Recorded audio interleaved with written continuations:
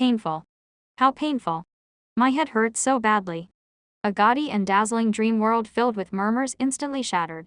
The sound asleep, Joe Mingrui felt an abnormal throbbing pain in his head as though someone had ruthlessly lashed at him with a pole again and again.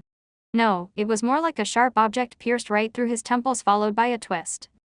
Ouch! In his stupor, Joe Mingrui attempted to turn around, look up, and sit up. However, he was completely unable to move his limbs as though he had lost control over his body. From the looks of it, I'm still not awake. I'm still in a dream. Who knows, perhaps the next scene will be of me thinking I'm already awake, but in fact, I'm actually still sleeping. Joe Mingrui, who was not unfamiliar with similar encounters, tried his best to focus in order to escape the shackles placed upon him by the darkness and confusion. However, while still in his reverie, whatever will he could summon was ethereal like a fleeting fog. He found his thoughts difficult to control and introspect. No matter how much he tried, he still lost his focus as random thoughts surfaced in his mind. Why would I suddenly have such an excruciating headache in the middle of the night? And it's really painful. Could it be something like a cerebral hemorrhage? FCK, don't tell me I'm going to die young. I need to wake up. Now. Why doesn't it seem to hurt as much as before? But why does it still feel like a blunt knife is slicing through my brains? From the looks of it, sleep is impossible. How am I to show up for work tomorrow? Why am I still thinking about work? This is some authentic headache. Of course I have to take time off. I don't have to worry about my manager's grumblings. Hey, putting it that way, it doesn't seem too bad. Hee, I can end up getting some spare time for myself. Throbbing pain inundated Joe Mingrui, allowing him to slowly accumulate immaterial strength until he was finally able to move his back and open his eyes. He finally broke free from his reverie. His vision first blurred before it was screened by a faint crimson red. All he could see was a study desk made of burly wood in front of him.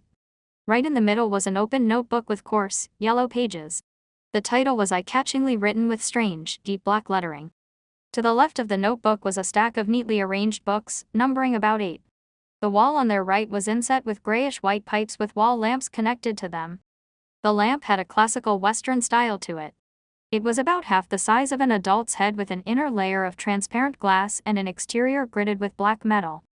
Diagonally beneath the lamp was a black ink bottle shrouded in a pale red glow. Its embossed surface formed a blurry angel pattern. In front of the ink bottle and to the right of the notebook sat a dark-colored pen with a fully circular body. Its tip shimmered with a faint glint while its cap rested right beside a brass revolver. A gun. A revolver. Joe Mingrui was completely taken aback. The things laid before him were alien to him. It looked nothing like his room. While feeling shocked and confused, he discovered that the desk, notebook, ink bottle, and revolver were covered in a layer of crimson veil, a result of the light shining from the window. Subconsciously, he looked up and shifted his gaze up bit by bit. In midair, a crimson moon hung high above the backdrop of a black velvet curtain, glowing in silence.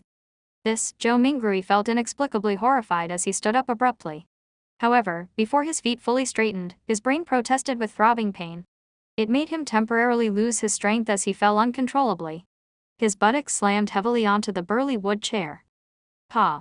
The pain did little. Joe Mingrui stood up again by propping himself up. He turned around in a fluster as he began to size up the environment he was in. The room was not very large, with a brown door on each side of the room. Close to an opposite wall was a low wooden bed. Between the bed and the left door was a cabinet. Its 2 doors were swung open and beneath it were 5 drawers. To the side of the cabinet, there was the same grayish-white pipe on the wall at the height of a person. However, it was connected to a strange mechanical device with exposed gears and bearings in several spots.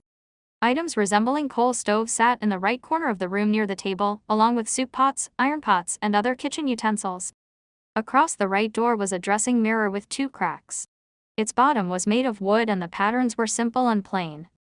With a sweep of his gaze, Joe Mingrui noticed himself in the mirror, the present him. Black hair, brown eyes, a linen shirt, thinly built, average-looking features and a rather deep outline. Joe Mingrui immediately drew a gasp as many helpless and confused guesses surfaced in his mind. The revolver in ancient European style and the crimson moon that looked different from Earth's moon could only mean one thing. Could I have transmigrated? Joe Mingrui widened his mouth slightly. He had grown up reading web novels and had often fantasized over such scenes. However, he momentarily found it hard to accept the situation when he found himself in one. This was probably what it meant to love a fantasy one. In a minute, Zhou Mingrui had already cursed himself while trying to make the best out of his adverse situation. If not for the still throbbing headache that made his thoughts high-strung but clear, he would have definitely suspected that he was dreaming. Calm down, calm down, calm down. After taking a few deep breaths, Zhou Mingrui worked hard to stop panicking. At that moment, as his mind and body calmed down, memories began flooding him as they slowly appeared in his mind. Klein Moretti, a citizen of the Northern Continent's Lone Kingdom, Awa County, city of Tingen. He is also a recent graduate from the Department of History at Koi University. His father was a sergeant of the Imperial Army who had sacrificed himself during a colonial conflict with the southern continent. The bereavement allowance gave Klein the opportunity to study at a private language school and laid the foundation for his admission into university. His mother was a devotee of the Evernight goddess. She passed away the year Klein passed the entrance examinations to Koi University. He also had an elder brother and a younger sister. They stayed in a 2-bedroom apartment together. Their family was not wealthy and its situation could even be described as somewhat wanting. At present, the family was supported solely by the elder brother who worked at an import and export company as a clerk. As a history graduate, Klein grasped knowledge of the ancient Fasak language, deemed the origin of all languages in the northern continent, as well as the Hermes language which often appeared in ancient mausoleums as well as text regarding sacrificial and praying rituals. Hermes language. Zhou Mingrui's mind stirred as he reached out to rub his throbbing temples. He cast his gaze toward the table at the open notebook. He noticed that the text on the yellowed paper turned from strange to alien, before turning from alien to something familiar. It then turned into something readable. It was text written in Hermes language. The dark ink wrote the following. "Everyone will die, including me." Zhou Mingrui felt inexplicably horrified. He instinctively leaned back in an attempt to widen the distance between him and the notebook, as well as the text on it. Being very weak, he nearly fell down but managed to extend his hands in a fluster to hold on to the edge of the table. He felt that the surrounding air was turbulent as though there were faint murmurings resounding in it. The feeling was akin to hearing horror stories being recounted by elders when he was young. He shook his head, believing that everything was an illusion. Zhou Mingrui found his balance and shifted his gaze from the notebook as he heaved for breath. This time, his gaze landed on the shimmering brass revolver. He suddenly had a question arise in him. With Klein's family situation, how can they have the money or means to buy a revolver? Zhou Mingrui could not help but frown. While in deep thought, he suddenly discovered a red handprint to the side of the table. Its color was deeper than the moonlight and much thicker than the veil. It was a bloody handprint. A bloody handprint. Zhou Mingrui subconsciously flipped his right hand that had been holding the edge of the table. Looking down, he saw that his palm and fingers were covered in blood. At the same time, the throbbing pain in his head continued. Although it had weakened a little, it continued incessantly. Did I smash my head open? Zhou Mingrui guessed as he turned around and walked towards a cracked dressing mirror. A few steps later, a black-haired figure of medium build and brown eyes appeared clearly in front of him. The person had a distinct scholarly air to him. Is this the present me? Klein Moretti. Zhou Mingrui was stunned momentarily. Since there was insufficient lighting at night, he failed to see something clearly. He continued forward until he was just a step short from colliding with the mirror. Using the crimson veil-like moonlight as illumination, he turned his head and examined the corner of his forehead. A clear reflection appeared in the mirror. His temple had a grotesque wound with burn marks along its periphery. Blood stained the wound's surroundings and there were grayish-white brain juices squirming slowly within. Tap. Tap. Tap. Zhou Mingrui reeled back in fear at the sight that greeted him. It was as though the person in the dressing mirror was not himself, but a desiccated corpse. How could a person with such grievous wounds be still alive? He turned his head in disbelief again and checked the other side. Even though he was a distance away and the lighting was poor, he could still see the penetrating wound and dark red blood stains. This. Zhou Mingrui drew a deep breath as he tried hard to calm himself. He reached out to press his left chest and sensed his racing heart that exuded immense vitality. He then touched his exposed skin. Beneath the slight coldness was flowing warmth. When he squatted down and after verifying that his knees could bend, Zhou Mingrui stood up again and calmed down. What's happening? He muttered with a frown. He planned to inspect his head injury seriously once more. He took 2 steps forward and suddenly paused. The moonlight of the sanguine moon was relatively dark, so it was insufficient for his serious inspection.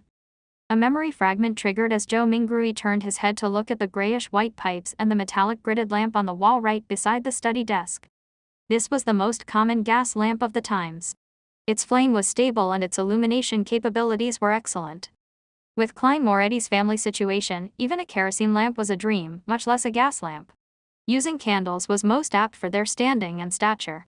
However, back when he burned the midnight oil 4 years ago to be admitted into Coy University, his elder brother, Benson, felt that it was an important matter which their family's future depended upon. Therefore, he insisted on creating conducive studying conditions for Klein even if it meant taking on debt. Of course, Benson, who was literate and had worked for several years, was not a rash person who did not think of the consequences. He had quite some tricks up his sleeve. He reasoned with the landlord to raise the apartment standards by installing gas pipes to improve the likelihood of rentals in the future. The landlord was convinced and provided the money to complete the basic modifications. Then, using the convenience of working at an import and export company, he purchased a brand new gas lamp which was nearly at cost price. In the end, all he needed was to use his savings and did not need to borrow money. After the memory fragment flashed past his mind, Joe Mingrui came to the desk where he turned the pipe's valve and began twisting the gas lamp switch. With a sputtering sound, a spark sounded from friction. Light did not descend upon Joe Mingrui as he had expected. He twisted the switch a few more times, but all the gas lamp did was sputter and remain dark. Retracting his hand and pressing on his left temple, Joe Mingrui sought for the reason by rummaging through his memory fragments. A few seconds later, he turned around and walked toward the door. He arrived at the machine installation which was similarly inset into the wall and had grayish-white pipes connected to it. This was a gas meter. After seeing the exposed gears and bearings, Joe Mingrui took out a coin from his trousers pocket. It was dark yellow in color and had a bronze shimmer to it. The front of the coin was engraved with a portrait of a crown-wearing man, and there was a 1 on a clump of wheat on the back. Joe Mingrui knew that this was the most basic currency of the Loan Kingdom. It was called a copper penny. 1 penny's purchasing power was roughly 3 to 4 yuan before his transmigration. Such coins had other denominations such as the 5 pence, a halfpence and a quarterpence. Despite the 3 types, the denominations were not in small enough units. In everyday life, one had to buy several different things just to spend a single coin from time to time. After flipping the coin, which was only minted and circulated after King George III ascended to the throne, a few times, Joe Mingrui inserted it into the gas meter's thin vertical mouth. Clink. Clang. After the penny fell to the bottom of the meter, the sound of grinding gear sounded immediately, producing a short but melodious mechanical rhythm. Joe Mingrui stared at the meter for a few seconds before returning to the burly wood desk. He then reached out to twist the gas lamp switch. After some sputtering, there was a sharp sound. A fire plume ignited and rapidly grew. Bright light first occupied the internals of the wall lamp before penetrating the transparent glass, blanketing the room with a warm glow. The darkness quickly receded as the crimson retreated out the window. Joe Mingrui felt at ease for a baffling reason as he quickly came in front of the dressing mirror. This time, he seriously inspected his temple and did not miss a single detail. After a few rounds of inspection, he realized that apart from the original blood stain, liquid was no longer flowing out of the grotesque wound.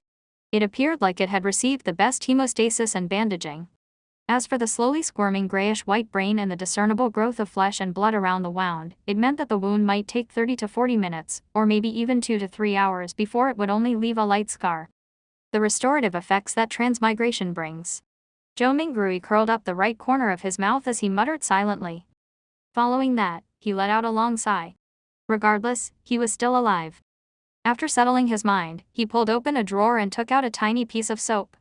He took one of the old and tattered towels hanging by the side of the cupboard and opened the door. He then walked to the public bathroom which was shared by the tenants on the second floor.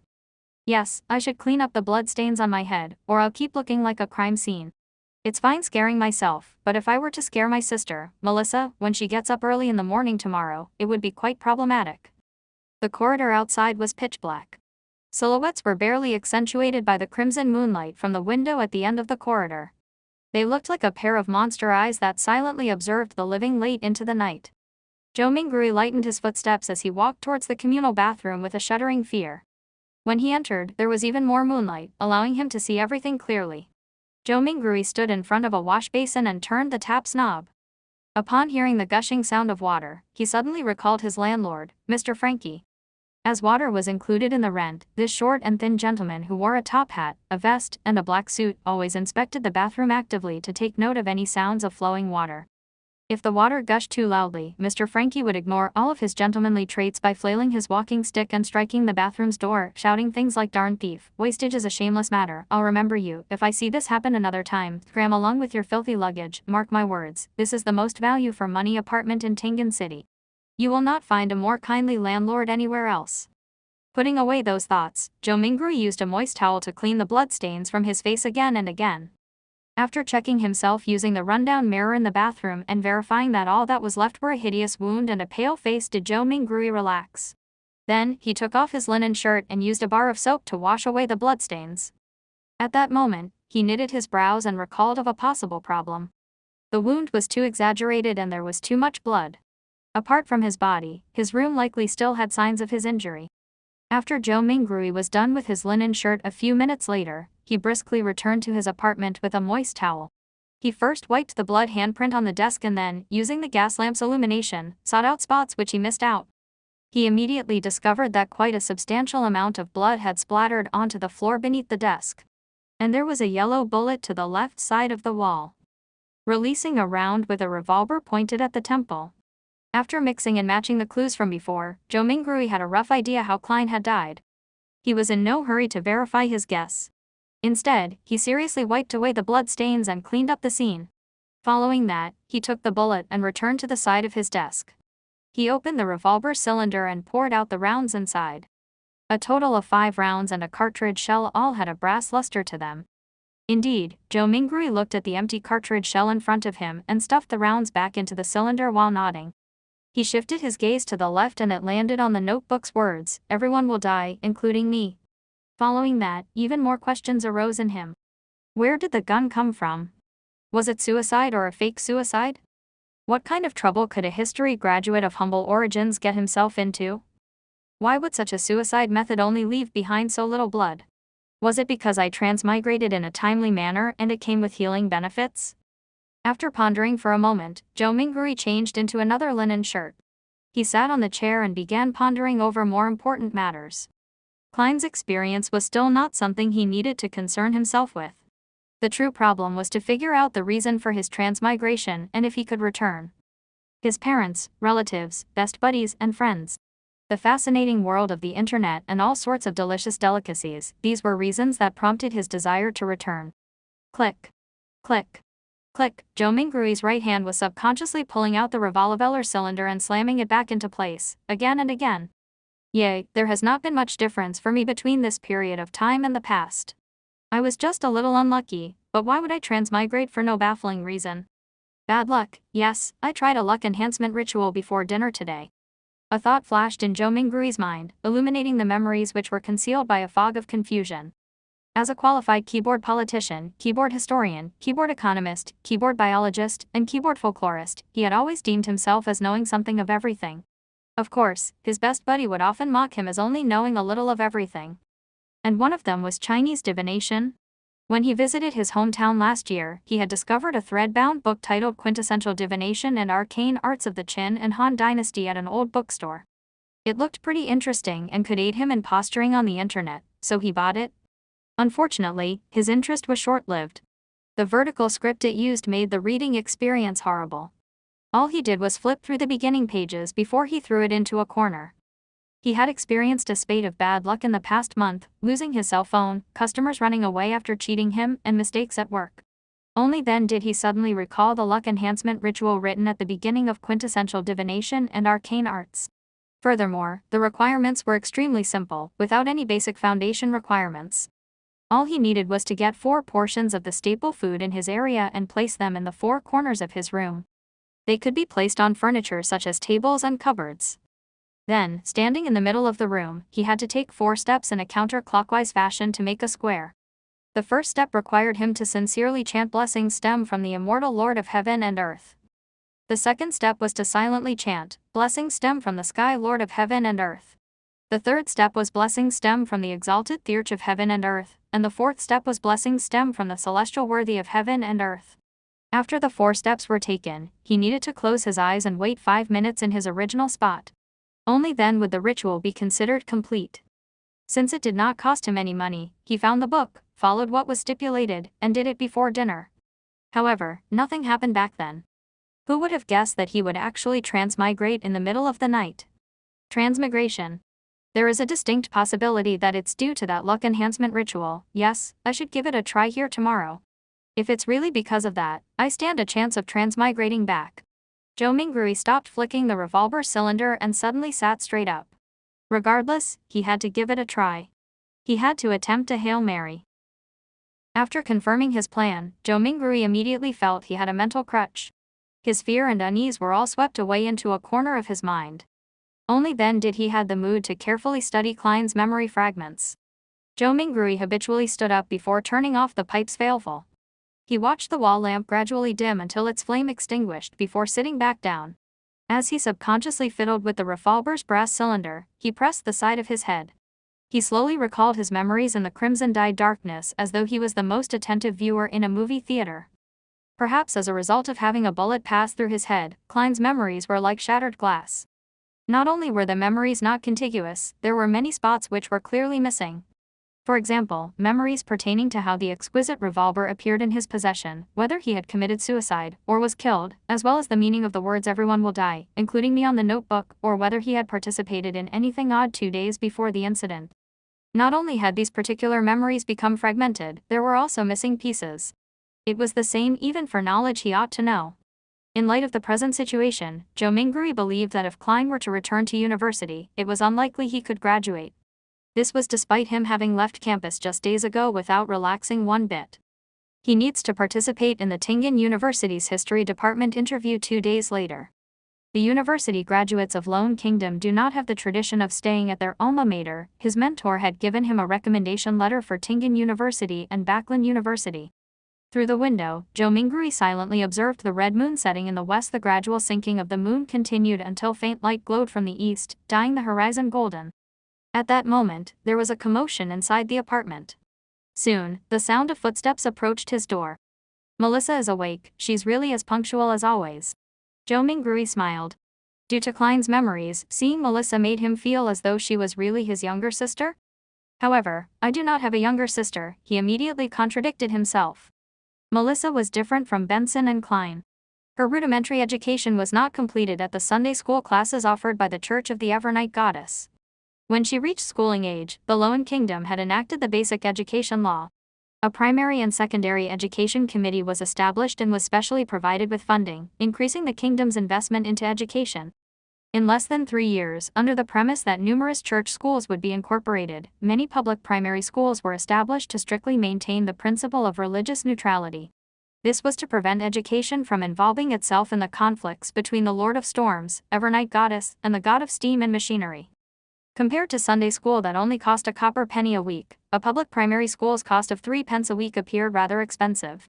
However, the former only provided education every Sunday, whereas the latter provided 6 days of classes a week. In conclusion, the price was so low that it was almost free. Melissa was different from most girls. From a young age, she enjoyed things like gears, springs, and bearings. Her ambition was to be a steam mechanic. Having suffered from a lack of culture, Benson, who knew the importance of education, supported his sister's dreams just like how he supported Klein's university education. After all, Tingen Technical School was only considered secondary education. There was no need for her to attend language school or a public school for more knowledge. In July last year, 15-year-old Melissa passed her entrance examinations and fulfilled her dreams of becoming a student at the Tingen Technical School's STEAM and Machinery department. As such, her weekly school fees raised to 9 pence. Meanwhile, Benson's company was affected by the situation in the southern continent. There was a drastic drop both in profit and business transactions. More than a third of the employees were retrenched. In order to keep his job and maintain their livelihood, Benson could only accept more arduous tasks. He had to work overtime more frequently or head to places with harsh environments. That was what he was occupied with the past few days. It was not that Klein did not think of helping share his elder brother's burden, but being born a commoner and having been admitted into an average language school, he felt a strong sense of inadequacy when he enrolled into university. For example, as the origin of all languages in the northern continent, the ancient language of Fasak was something all the children of nobles and of the wealthy class would learn from a young age. In contrast, he only made first contact with it in university. He faced many similar aspects during his schooling career. Klein nearly gave his all and often stayed up late into the night and woke up early before barely managing to catch up to the others, eventually allowing him to graduate with average results. Memories regarding his elder brother and younger sister remained active in Joe Mingrui's mind until he turned the doorknob open. Only then did he jolt awake and remember that he held a revolver in his hand. This was a semi-regulated item. It will scare children. Also, there's still the wound on my head. With Melissa arriving at any moment, Joe Mingrui pressed onto his temple and hurriedly pulled open a desk drawer and threw the revolver in before slamming it close. What happened? Melissa looked over curiously when she heard the commotion. She was still in the prime of her youth. Even though she did not have much nutritious food to eat, making her face thin and slightly pale, her skin remained lustrous as it exuded the vibes of a young girl. When Joe Mingrui saw his sister's brown eyes look over, he forcibly composed himself and picked up an item beside his hand before calmly closing the drawer to conceal the existence of the revolver. He placed his other hand on his temple, the texture confirming that his wound had already healed. He took out a silver fine-leaf pocket watch and pressed the top gently, causing its cover to flip open. It was a picture of the siblings' father. It was the most valuable item the Royal Army sergeant left behind, but being a second-hand item, it would often malfunction from time to time in recent years even though he had gotten a watchsmith to fix it. It had embarrassed Benson, who enjoyed bringing it with him to elevate his status many a time, so it was thrown away back at home in the end. It had to be said that perhaps Melissa did have talent in machinery. After grasping the principles behind the watch, she borrowed the tools from her technical school to fiddle with the pocket watch. Recently, she even claimed to have fixed it. Joe Mingrui looked at the watch's open cover and saw that the second hand was not moving. Subconsciously, he twisted the top dial to win the pocket watch. However, despite winding it a few times, he did not hear the sound of taut springs. The second hand remained motionless. It looks like it's broken again. He looked at his sister while trying to find a topic of conversation. Melissa shot him an expressionless glance and briskly walked over to take the pocket watch away. She stood in her spot and pulled up the button sitting atop the pocket watch. With a few simple turns, the tick-tocking of the second hand sounded. Isn't pulling the button up usually meant to adjust the time? Joe Mingrui's expression immediately turned blank. At that moment, a bell chimed from a faraway cathedral. It chimed 6 times, sounding distant and ethereal. Melissa tilted her head to listen to it and pulled the button up once again. Following that, she turned it to synchronize the time. "It's okay now," she said simply without emotion. She then pressed the top button back and handed the pocket watch back to Joe Mingrui. Joe Mingrui returned a smile politely in embarrassment. Melissa gave her elder brother a piercing stare before turning to walk to the cupboard. She took her toiletries and towel before opening the door to leave. She headed for the public bathroom. Why did her expression have a look of disparagement and resignation? Is it a look of love and concern for a retarded brother? Joe Mingrui lowered his head and chuckled. He closed the pocket watch's cover with a click before opening it again. He repeated this action as his idle thoughts focused on a question. Klein committed suicide without a silencer. Well, I'll consider it as suicide for now. His suicide should have caused quite a commotion, yet Melissa, who was just a wall away, did not notice it at all. Was she sleeping too soundly? Or is Klein's suicide shrouded in mystery to begin with? Click. The pocket watch opened. Clack. The pocket watch closed. Melissa returned from washing up and saw her brother's subconscious act of constantly opening and closing the pocket watch. Her gaze was once again glazed with exasperation as she said with a sweet voice, "Klein, take out all the remaining bread. Remember to buy fresh ones today. There's meat and peas too. Your interview is soon. I'll make you mutton stewed with peas." As she spoke, she moved a stove out from a corner. With some charcoal, she boiled a pot of hot water. Before the water boiled, she opened the cupboard's lowest drawer and took out what seemed like a treasure, a can of inferior tea leaves. She threw about 10 leaves into the pot and pretended that it was real tea. Melissa poured 2 big cups of tea as she shared 2 pieces of rye bread with Joe Mingrui over tea. There is no sawdust or excessive gluten mixed in, but it is unappetizing. Joe Mingrui still felt weak and was starving. He forced himself to swallow the bread with the tea while complaining inwardly. Melissa finished eating a few minutes later. After she adjusted her black hair that reached down to her vest, she looked at Joe Mingrui and said, "Remember to buy fresh bread. All we need is 8 pounds. The weather is hot, so the bread will easily spoil. Also, buy the mutton and peas. Remember to buy them." Indeed, she was showing concern for her dull brother. She even had to repeat to emphasize it another time. Joe Mingrui nodded with a smile. "All right. Regarding the Lone Kingdom's pound, Joe Mingrui matched Klein's muscle memory with his. He believed it was close to half a kilogram of what he was accustomed to. Melissa did not say anything further. She stood up and tidied the area. After packing away the last bit of bread for lunch, she put on a tattered fail cap that their mother left behind, picked up a self-sewn bag used to carry her books and stationery, and prepared to leave. It was not Sunday, so she had an entire day of classes to attend. Walking from their apartment to Tingen Technical School took about 50 minutes. There were public horse carriages that cost a penny a kilometer with a limit of 4 pence in the city and 6 pence in the city outskirts. In order to save money, Melissa would leave ahead of time and walk to school. Moments after she opened the main door, she paused in her footsteps and turned her body halfway, saying, "Klein, don't buy too much mutton or peas. Benson might come back on Sunday. Oh, and remember we only need 8 pounds of bread." "All right. Sure thing," answered Joe Mingrui exasperatedly. Simultaneously, he repeated the word Sunday a few times in his head. In the northern continent, a year was similarly split into 12 months. Every year, there was 365 or 366 days. A week was similarly split into 7 days. The splitting of months was a result of astronomical observations. It made Joe Mingrui suspect whether he was in a parallel world. As for the splitting of days, it was a result of religion. This was because northern continent had 7 orthodox gods: the eternal blazing sun, the lord of storms, the god of knowledge and wisdom, the evernight goddess, Mother Earth, the god of war, and the god of steam and machinery. Watching his sister close the door and leave, Joe Mingrui suddenly sighed. Soon, his thoughts focused onto the luck enhancement ritual. "Sorry, I really wish to return home." Returning to his chair again, he heard the faraway cathedral's bells chime again. It continued 7 times before Joe Mingrui slowly stood up. He went up front to the cupboard and took out his clothes. A black vest with a matching suit, trousers that clung tightly to his legs, a haleful top hat, and his faint scholarly air made Joe Mingrui feel like he was watching an English drama set in the Victorian era. He suddenly muttered softly as he shook his head with a wry smile, "I'm not going for an interview. All I'm doing is buying some ingredients to prepare for my luck enhancement ritual." Klein was so concerned about his impending interview that it became instinct. When he was not focused enough, he habitually wore his only decent set of clothing. After taking a breath, Joe Mingrui took off his suit and vest, switching to a brownish-yellow coat. He also changed to a felt hat with a rounded edge of the same color. With his outfit done, he walked to the side of the bed and lifted a square cushion.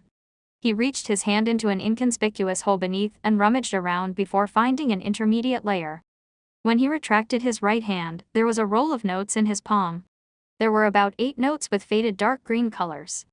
These were all the savings Benson had at the moment. It even included the living expenses for the next 3 days. 2 of them were 5 solely notes and the remaining were 1 solely notes. In the Lone Kingdom's currency system, solely was ranked second. It originated from ancient Silivler coins. 1 solely was equivalent to 12 copper pence. They had denominations of 1 and 5 solely. At the top of the currency system was the gold pound. They were also paper-based but were guaranteed by gold and pegged directly. A gold pound was equivalent to 20 solely. They had denominations of 1, 5, and 10 gold pounds. Joe Mingrui spread a note and caught a whiff of the faint unique ink.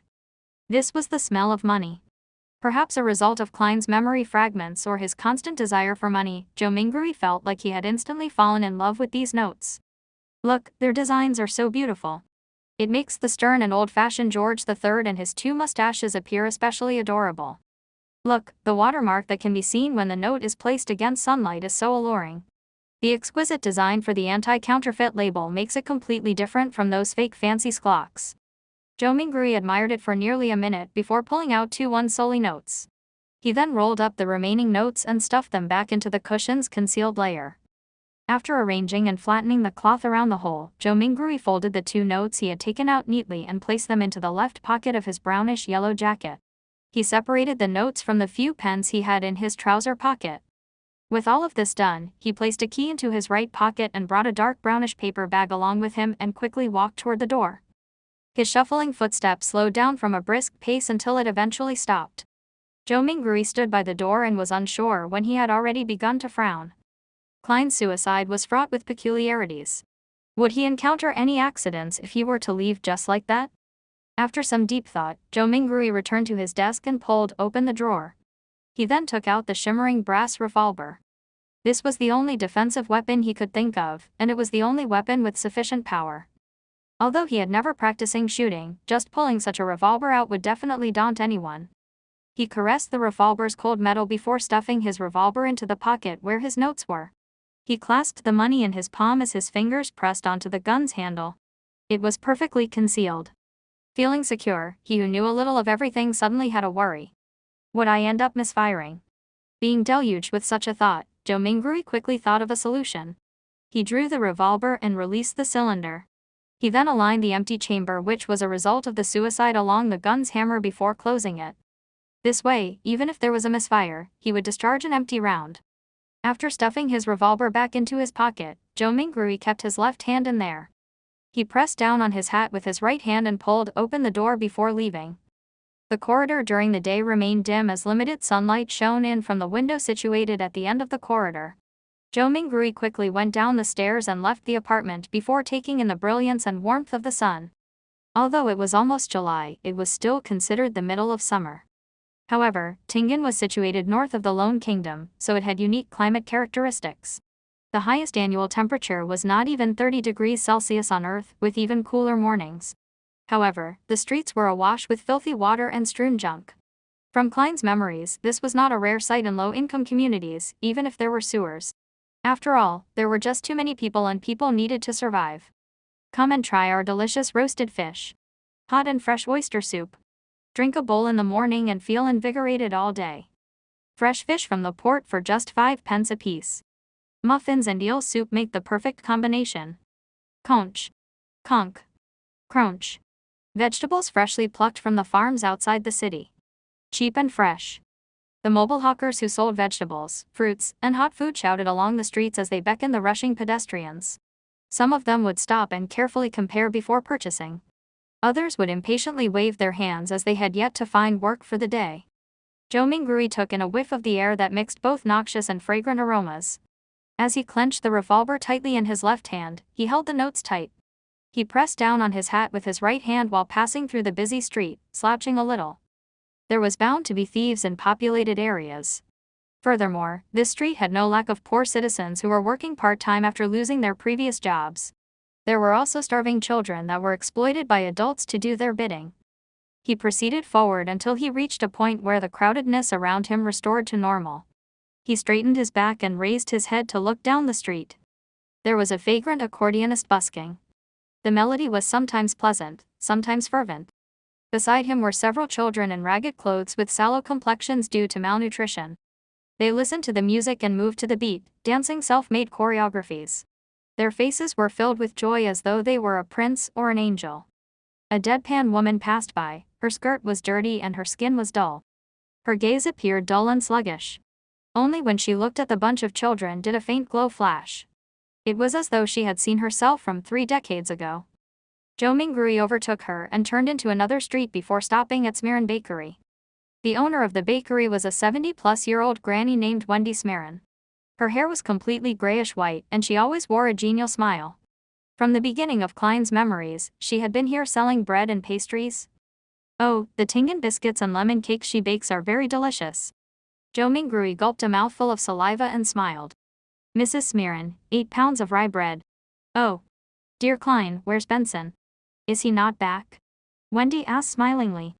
In a few more days, answered Joe Mingrui vaguely. As Wendy took the rye bread, she sighed. He sure is a hard-working lad. He will have a good wife. Upon saying this, the corners of her lips curled up as she said playfully, all is good now. You have already graduated. You are a history graduate of Arcoy University. Oh, you will soon be able to earn money. You should not be staying in the apartment you are currently living in. At the very least, you should have a bathroom you can call your own. Mrs. Smirin, you seem to be a young and energetic woman today. All Joe Mingrui could do was respond with a dry smile. If Klein were to successfully pass his interview and become a lecturer at Tingen University, it was true that his family would immediately be pushed up to a higher socioeconomic status. In his memory fragments, he had once fantasized about renting a bungalow in the suburbs. There would be 5 or 6 rooms, 2 bathrooms, a huge balcony upstairs, 2 rooms, a dining room, a living room, a kitchen, a bathroom, and an underground storage room on the first floor. This was not a wishful dream. Even a lecturer on probation at Tingen University would have a weekly salary of 2 gold pounds. After the probationary period, the salary would be raised to 3 gold pounds and 10 solely. One had to know that despite working for so many years, Klein's brother, Benson, only had a weekly salary of 1 pound and 10 solely. Ordinary workers at a factory did not even get a pound or, at best, a little more. And rent for a bungalow was about 19 solely to 1 pound and 18 solely. This is the difference between earning 3 to 4,000 yuan and earning 14 to 15,000 yuan a month, Zhou Minggui mumbled to himself. However, all of this was under the premise that he passed either the Tingen University or Backlund University interviews. There were not many other opportunities. People without any connections were unable to get recommendations to become a public servant. And those who studied history were more limited in job opportunities. There was not much demand for private consultants from the aristocrats, banks, or industrial magnates.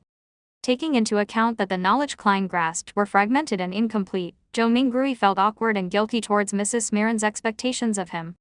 "No, I have always been this young," answered Wendy humorously.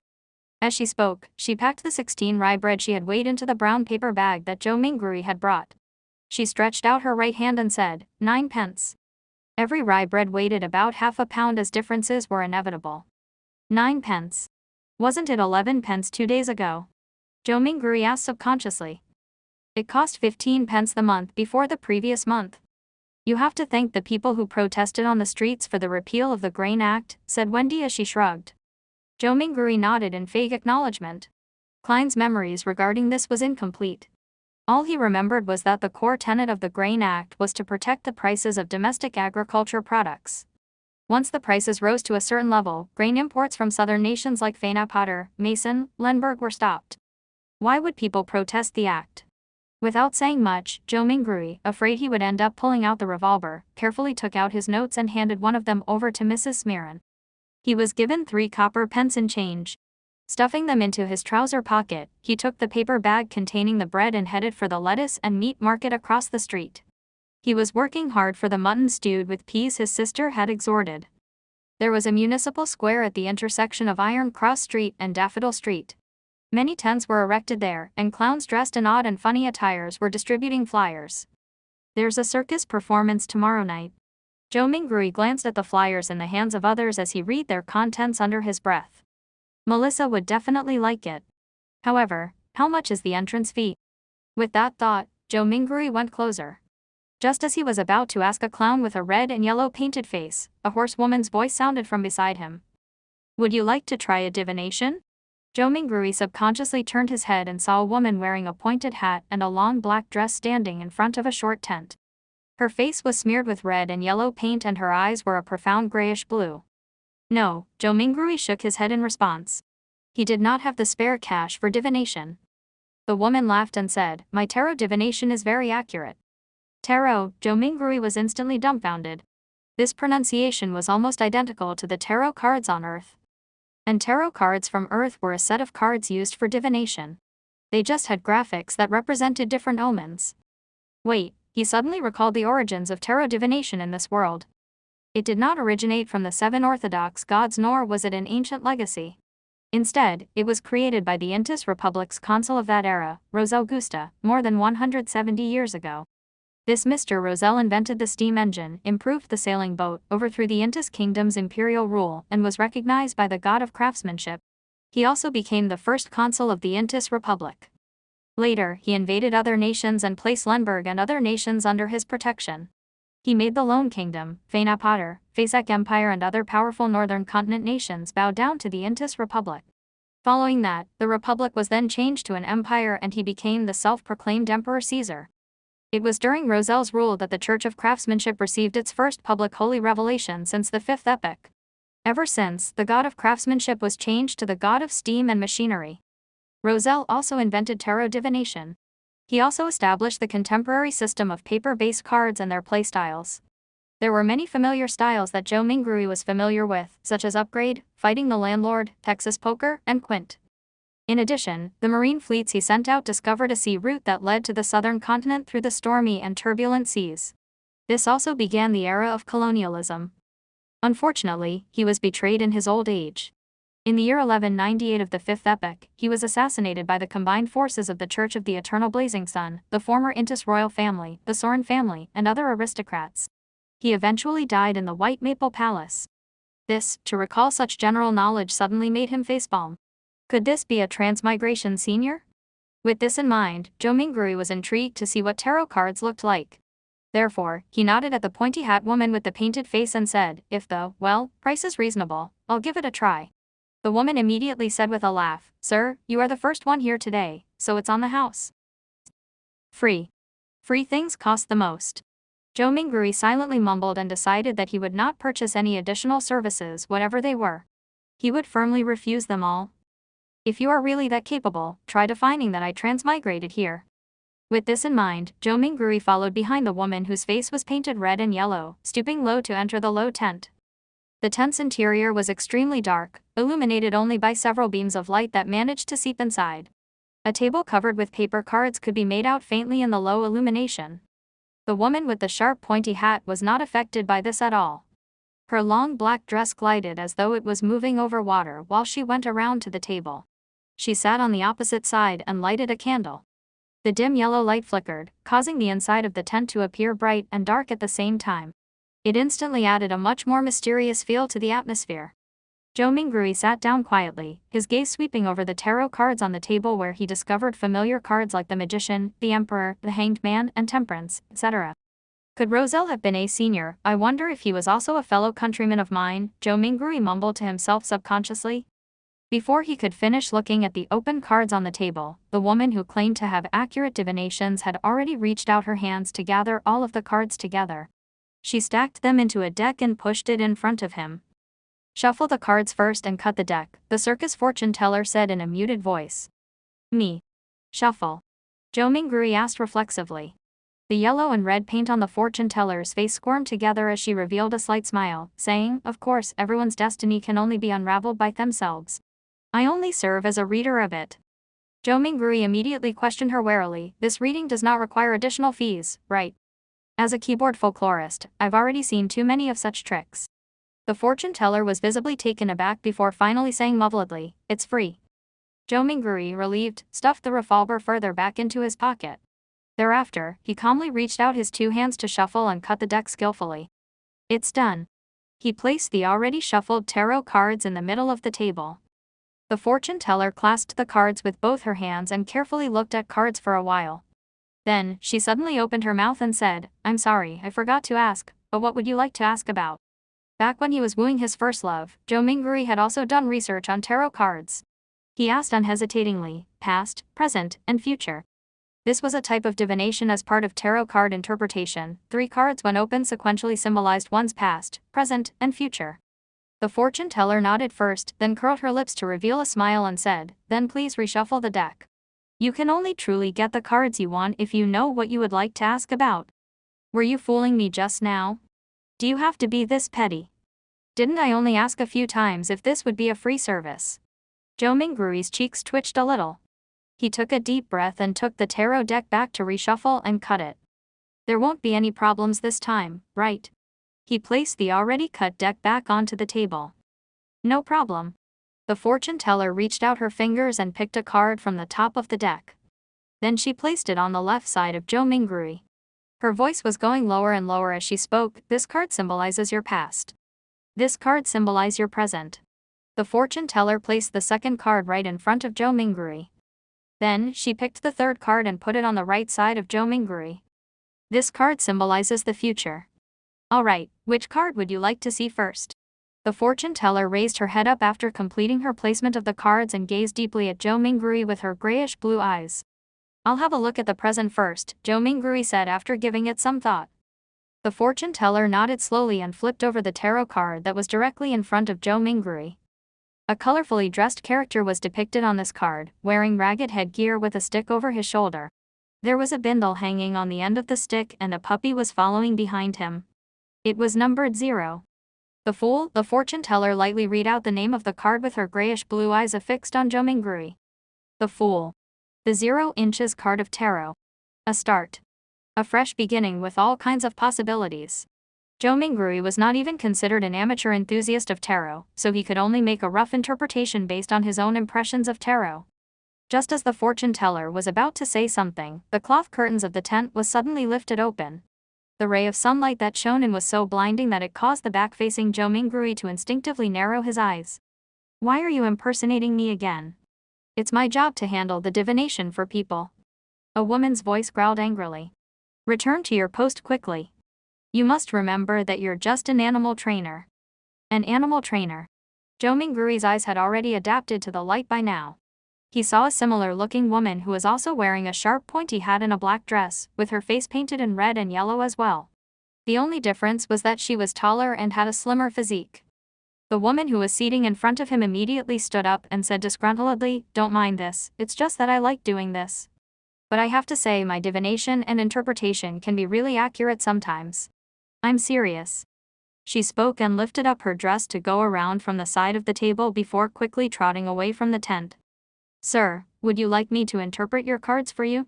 The real fortune teller looked at Zhou Mingrui and asked with a smile. Zhou Mingrui's lips twitched and asked her sincerely, "Is it free?" "No," the real fortune teller answered. "Then forget it." Zhou Mingrui pulled his hands back and put them into his pockets. He clutched his revolver and money before stooping again to exit the tent. Damn. He actually got an animal trainer to be his fortune teller. Was an animal trainer who didn't want to be a fortune teller not a good clown? Zhou Mingrui very quickly put this matter behind him. He spent 7 pence at the lettuce and meat market for a pound of not-so-great mutton. Then, he also bought some tender broad beans, cabbage, onions, potatoes, and other items.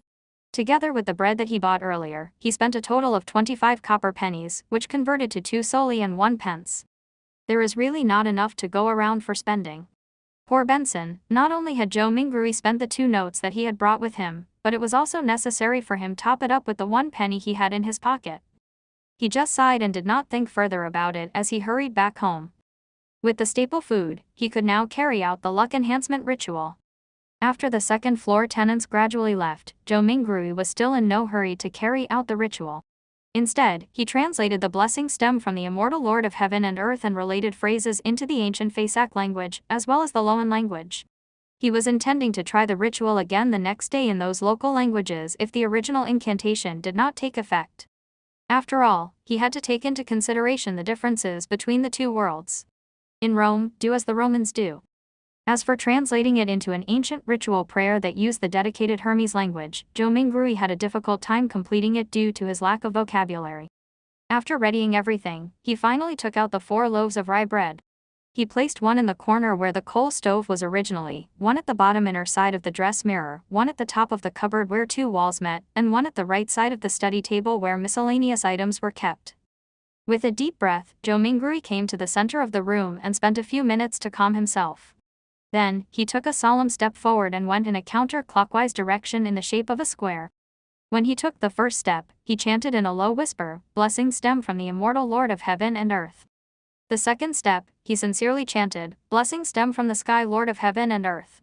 The third step, Zhou Mingrui breathed out a whisper, "Blessings stem from the exalted Theurge of Heaven and Earth." At the fourth step, he spat out a foul breath and meditated in concentration. "Blessings stem from the celestial worthy of heaven and earth." When he returned back to the original spot, Zhou Mingrui closed his eyes and waited in his place for an outcome. He had some anticipation in him, some unease, some hope, and some fear. Could he make it back? Was there going to be any effect? Could there be some unexpected situation? The unknown in front of him was tainted with the crimson light of hope. Zhou Mingrui's thoughts were swirling in his head and was finding it difficult to quell it. It was at this time that he suddenly felt the surrounding air seem to stop, becoming thick and mysterious. Immediately after, a low whisper could be heard beside his ears that sounded at times real, at times sharp, at times imaginary, at times alluring, at times maniacal, and at times crazy. He clearly did not understand the murmuring that went on, but Zhou Mingrui still couldn't help himself from wanting to listen to it and distinguish what it was saying. His head was in pain again. It was so painful that it felt like someone had stuck a steel drill rod into it. Zhou Mingrui only felt like his head was going to explode. His thoughts were filled with a psychedelic of colors. He knew that something was wrong and tried to open his eyes. However, he wasn't even able to complete such a simple action. His entire body was getting tighter and tighter, and it felt like he could just break apart at any time. At this time, a self-mocking thought came up in Zhou Minggui's mind. If you didn't seek death, you wouldn't die? He could no longer bear with it. Just as his mind was going to break, the murmuring of voices faded away and his surroundings became very quiet. The mood was an erratic one. It was not only the mood, Zhou Minggui felt his own body going through the same sensations as well. He tried once more to open his eyes, an extremely easy task this time. A gray fog appeared over his eyes, haziness, vague, and endless. What's with this situation? Zhou Minggui suddenly looked around him and then lowered his head down to discover that he was floating at the edge of an endless fog. The fog was flowing like water and was dotted with a lot of crimson stars. Some of them were enormous while others were tiny. There was a sense of them being hidden in the deep depths, while others floated over the surface of this water-like fog. Looking at the seemingly holographic sight, Zhou Minggui reached out his right hand in a half-confused, half-exploring manner to try to touch the crimson star that was seemingly floating on the surface. He was trying to find a way to leave this place. When his hand touched the surface of that star, a watermark suddenly appeared from within his body and agitated the stars into a crimson burst. It looked like a dreamlike burning of flames. Zhou Minggui got a fright from it. He retracted his right hand in a panic, but accidentally touched yet another crimson star. As a result, this star burst with splendid light as well. In turn, Zhou Minggui felt his mind empty and his spirit dissipated. In the Lone Kingdom's capital, Backland, inside a luxurious-looking villa at the royal district, Audrey Hall sat in front of a dresser. The markings on it were antiquated and there was a cracked bronze mirror on the surface. Mirror, mirror, awaken. In the name of the Hall family, I command you to awaken. She switched between many different sayings, but there was no reaction from the mirror at all. After more than 10 minutes, she finally chose to give up and pouted her lips in grievance. She said in a soft murmur, "Father was indeed lying to me. He always tells me that this mirror was the treasure of the Roman Empire's Dark Emperor, and that it is an extraordinary item." Her voice trailed off. The bronze mirror which rested on the dresser suddenly glowed with a crimson light that shrouded her completely. In the Sonia Sea, a three-masted sailboat that looked like an obvious relic was navigating through a storm. Alger Wilson stood on deck, his body undulating with the currents at sea, maintaining his balance easily. He wore a robe embroidered with lightning patterns, and in his hand was a quirky-shaped glass bottle. Bubbles billowed inside the bottle at times, frost turned into snow at times, and signs of gusting wind could be seen at times. "We're still short on the ghost shark's blood," Alger murmured. Then at this moment, a crimson burst appeared in the space between the glass bottle and the surface of his palm. In an instant, it enveloped the surroundings as well. In the fog of grey mist, Audrey Hall regained her sight. She started reckoning the situation in a state of horror and confusion when she noticed the blurry image of a man on the opposite side of her doing the same as well. Immediately after, the both of them discovered another mystery person standing not far from them who was shrouded in a grey mist. The mysterious person was none other than Zhou Minggui. He was similarly dumbfounded. "Sir, where is this?" Audrey and Alger were startled at first, falling silent in the process. Then, they immediately started speaking in unison. "What are you planning on doing?" Not only did they speak the same Loan language, they also shared the same grim and tense vibes. "Where am I? What do I plan to do here? I would like to know too." Calming himself down, Zhou Minggui silently repeated the questions posed by the two. What left the deepest impression on him were neither the sentences formed by words nor the meanings behind them, but the display of bewilderment, vigilance, panic, and reverence by the couple. For some baffling reason, two people had been mysteriously dragged into this world surrounded by grey fog. As the perpetrator, Zhou Minggui was already feeling abnormally dumbfounded and startled, let alone the couple who was pulled into this mess completely passively. For them, such events and encounters might already be beyond their imaginations, right? Momentarily, Zhou Minggui thought of two options. The first option was feigning victimhood to hide his true identity, and in turn gain a considerable amount of trust. He could then take a wait-and-see approach and take advantage of his circumstances where necessary. The other option was to maintain his mysterious identity in the eyes of the couple. He could then effect the subsequent development while gleaning valuable information from them. Without the luxury of time to deliberate over the situation, he grasped hold of the thought that flashed across his mind. He made an immediate decision to try out the second idea. Exploit the psychological state of the others to gain the greatest advantage for himself. After a few seconds of silence in the fog, Zhou Minggui chuckled. With a low but not heavy tone, he calmly spoke as though he was replying to the polite greetings from the visitors, an attempt An attempt, an attempt. Audrey Hall looked at the mysterious guy veiled in the grayish-white fog, and the only thought was that whatever was happening was absurd, funny, horrifying, and weird. She was at the dressing table inside her bedroom only moments ago. But just by turning around, she had come into this place that was filled with gray fog. How inconceivable. Audrey took a breath, revealing an impeccable, courteous smile. She asked in a somewhat perturbed way, "Sir, is the attempt over? Might you permit our return?" Alger Wilson also had the intentions to probe Joe Mingrui in a similar fashion, but his rich experience made him statelier. He held back his impulse and only took on the role of a silent onlooker. Joe Mingrui looked at the questioner. Looking through the hazy mist, he could roughly see the silhouette of the person in question. It was a tall girl with smooth blonde hair, but her exact countenance could not be seen clearly. He did not rush to reply the girl's question but turned around to look at the man. He had messy dark blue hair, as well as a medium stature that was not considered stout. Joe Mingrui suddenly realized something. Once he became stronger or had a deeper understanding of the foggy world, perhaps it was possible for him to see through the fog and discern the girl and the man. In this situation, they are the visitors, and I'm the master. After changing his mindset, Joe Mingrui instantly noticed details that he had neglected earlier on. The girl with a melodious voice and the mature, withdrawn man both looked considerably incorporeal. Tainted by a faint crimson red, they resembled a projected image of the two crimson red stars beyond the gray fog. This projection was based on the connection between the crimson red and himself, an intangible connection that only he himself could realistically grasp hold of. The projection would disappear once the connection was cut, and the couple would then return. Joe Mingrui nodded mildly and looked at the blonde, chuckling. "Of course, if you make a formal request, you can return this very moment." When she did not identify any ill intention from his tone, Audrey heaved a sigh of relief. She believed that since a gentleman who was capable of such miraculous things had given his word, he would definitely abide by it stringently. With her mind somewhat mollified, she surprisingly was in no hurry to request her leave. She rolled her virid eyes left and right, which sparkled with an abnormal radiance. She said in an anxious, anticipative and tempted manner, "This is such a wonderful experience. Yes, I have always been hoping that something like this would happen. I mean, I like mysteries and supernatural miracles. No, my point is, what I mean is that, sir, what can I do to become a beyonder?" She got more excited as she spoke, so much so she was fumbling over her words. The dream that sprouted in her as a result of listening to thrilling fantasies as told by her elders finally saw the possibility of being materialized. However, with just a few words, she had already forgotten all her previous fears and horrors. "Good question. I would also like to know the answer," Joe Mingrui complained inwardly. He started to ponder on an answer to the question to maintain his unfathomable image. At the same time, he felt that it was quite unbecoming of him to talk while standing. Shouldn't he be in a palace, sitting at the head of a long table and on a mysterious high-backed chair engraved with ancient patterns, while silently observing his visitors? As soon as this thought surfaced, the gray fog started to churn, giving both Audrey and Alger a shock. In an instant, they saw a number of towering stone pillars around them.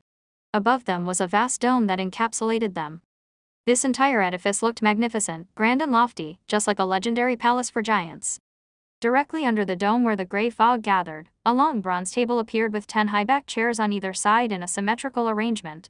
The back of each chair dazzled and shone faintly with crimson red, drawing the outlines of weird constellations that differed from reality. Audrey and Alger sat face to face, sitting next to the seat of honor. The girl looked to her sides, and could not help but mumble, "How fascinating."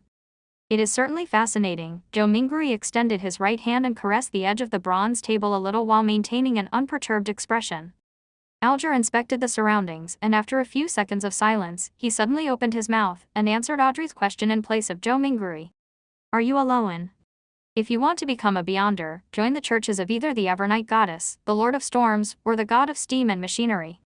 The majority of us will not meet a beyonder our entire lives. This has caused churches, and even some clergies within some of the biggest churches, to suspect the same. While this is the case, I am certain to tell you that beyonders still exist in courts, tribunals, and execution agencies. They are still fighting against the dangers that grow in the dark, only that their numbers are much fewer as compared to before and during the early days of the Iron Age." Joe Mingrui listened attentively, but he tried his best to present himself as paying little attention to Alger's words, much like how young kids listen to stories. Relying on Klein's fragmented general knowledge of history, Joe Mingrui knew clearly that the Iron Age referred to the current epoch, which was the fifth epoch that began 1,349 years ago. Audrey silently listened to Alger finish his sentence before sighing. Mister, I know all about what you just said, I even know more than that, including the Nighthawks, the mandated Punisher, and the machinery hive mind, but I don't want to lose my freedom. Alger gave a low-sounding laugh, and said vaguely, you can't become a Beyonder without sacrifices. If you don't consider joining churches and accepting their given challenges, you can only seek the royal families and the few nobles with family histories of more than 1,000 years. If not, you can rely on your luck to search for clandestine evil organizations. Audrey puffed her cheeks subconsciously and looked around in a fluster. After confirming that both the mysterious man and Audrey did not notice her tick, she pressed, are there no other solutions? Alger sank into silence. About half a minute later, he turned around to look at the mysterious man who was watching the two of them in silence. Realizing that Zhou Mingrui had no plans to make any comment, he looked back at Audrey and said with deliberation, I have 2 sets of Sequence 9 potion formulas. Sequence 9. Zhou Mingrui muttered to himself. Really? Which 2 sets? Audrey clearly knew what the Sequence 9 potion formulas meant. Alger leaned back slightly and replied unhurriedly, as you know, humanity can only depend on potions to become real Beyonders, while the names of potions come from the blasphemy slate. After constant translations in Tajadan 1, a levelish, ancient and modern Hermes, and ancient Fasak, they have undergone changes to match the day and age of that era. The essence is not in their names, but whether they portray the core characteristics of the potions. I have a Sequence 9 potion named Sailor. It enables you to have excellent balancing capabilities. Even if you are on a boat in a rainstorm, you will be able to walk about freely as though you were on land. You will also gain immense strength and illusory scales under your skin. They will enable you to swim like a fish and be difficult to catch. You will move agilely underwater just like marine animals. Even without any equipment, you will be able to easily submerge underwater for at least 10 minutes. Sounds great, the Keepers of the Seas from the Lord of Storms. It was called by that name in the past. Alger did not pause and continued. The second set of Sequence 9 potions is called Spectator, although I am not sure what it was called in the past. This set of potions enables you to have an exceptionally sharp mind with acute observational abilities. I believe you can understand by what spectator means from watching operas and plays. Just like an audience, spectators judge the actors in the secular world, catching a glimpse of the real thoughts of them through their emotions, conduct, and mantras. At this point, Alger emphasized, you must remember, regardless of whether you are at an extravagant banquet or a crowded street, spectators can only be spectators forever. Audrey's eyes shone as she listened, and spoke after a long while, why? Alright, this is a follow-up question. I think I have fallen in love with this feeling, of being a spectator. How can I get this potion's formula? What can I use to trade with you for it? Alger looked like he was already prepared as he said in a deep voice, the blood of ghost sharks, at least 100 milliliters of it. Audrey nodded her head excitedly, but subsequently asked worriedly, if I can get it, and I'm saying if, how do I hand it to you? How can you promise me that you can give the potion's formula to me in return for the ghost shark's blood, as well as the authenticity of the formula? Alger said calmly, I'll give you an address. I'll mail the formula to you, or tell you directly here, once I receive the blood of the ghost shark. As for promises, I think that both you and I can feel rest assured under the witness of the mysterious Sir. As he said this, he swept his eyes towards Zhou Mingrui, who was sitting up straight at the seat of honor. Sir, the fact that you brought us here shows that you have tremendous strength unimaginable to us. Neither one of us would dare violate a promise with you as witness. That's right. Audrey's eyes sparkled and agreed with excitement. From her perspective, the mysterious gentleman who had unimaginable abilities was definitely an authoritative witness. How could I or the guy opposite me dare trick him? Audrey half turned her body and looked at Zhou Mingrui earnestly. Sir, please be the witness of our trade. At that moment, she then realized that she was all too impolite, having forgotten all along to ask a particular question. She asked hurriedly, Sir, how should we address you? Alger nodded slightly and echoed the same question in a serious manner. Sir, how should we address you? Zhou Mingrui was taken aback. He gently rapped his fingers on the bronze table. The contents of the earlier divination flashed across his mind suddenly. He leaned back, withdrew his right hand, and crossed his 10 fingers, placing them below his chin. He gave the duo a faint smile. You can address me as. Upon saying this, he paused for a moment. He said amiably and calmly, the fool. Like and subscribe.